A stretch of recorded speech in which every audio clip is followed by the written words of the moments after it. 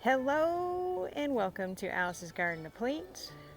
I help viewers who are gardeners who love to cook utilize their entire harvest year-round by garden planning, preserving methods, and recipes. If that interests you, like and subscribe. In today's episode, I am going to be planting onion starts. I took the time to put water and Super Thrive when I received the onion starts in the mail. So that way they are rehydrated and they get a vitamin complex that will help them not have shock. So when I go in and I do a final water and everything, I should be good.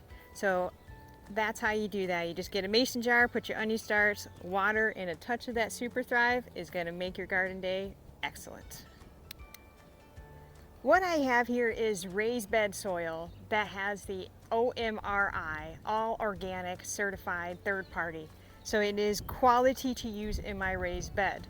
I'm also going to be putting in worm castings to have more organic matter because onions are huge eaters and I want to start them off right and give them the advantage to grow really well.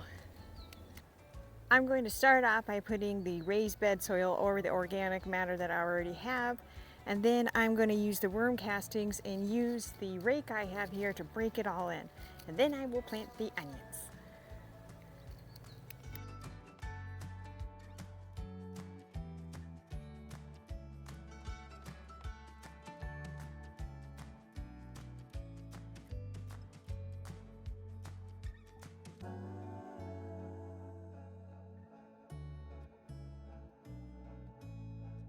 And just rake in and chop so that way I get a decent mixture.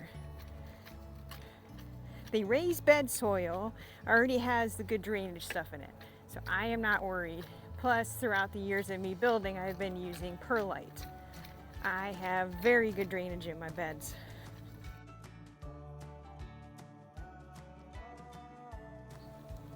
With your onions, look up the specific spacing required for that onion.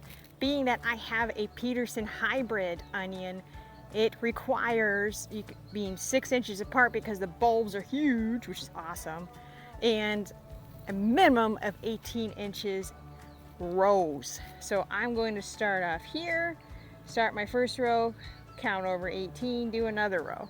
The reason that they consider that is the size of the bulb gets big, plus the long day that I have here for the Peterson, the greens are huge. If they're super next to each other, it'd be too tied and it's not good for the plant. So spacing is important. Make sure you pay attention to that. I just use a dowel here and I just go into the ground 1 inch, put in the onion start, and I'll show you a nice close-up view of how to do that.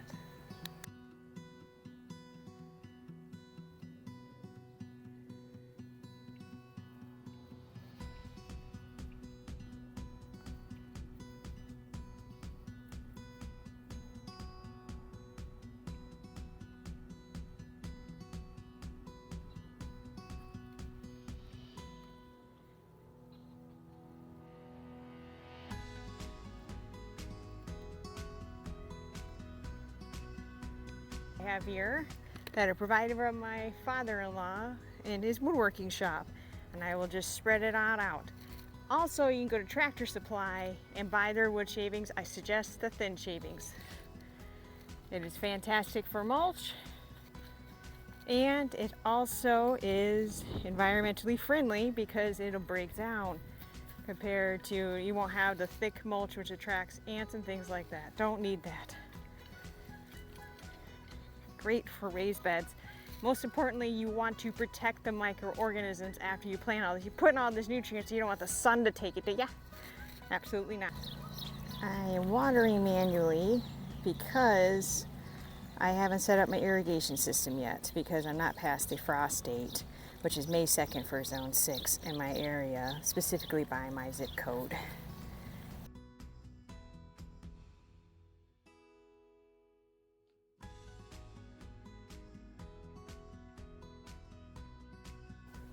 I wanted to give you one last tip. Take Cayenne and put it along where the onions are. Rabbits don't like onions, but in the spring they will be curious with anything green because they're hungry. So they will bite at it, pull it literally right out from where you planted it. Cayenne gives a sensation that burns their nose really bad. Over time they'll realize that's a plant I don't want and they'll leave it alone. And when the plant gets more established, they generally leave them alone when it comes to onions. But when they're little like that and it's early spring, they're gonna want to eat.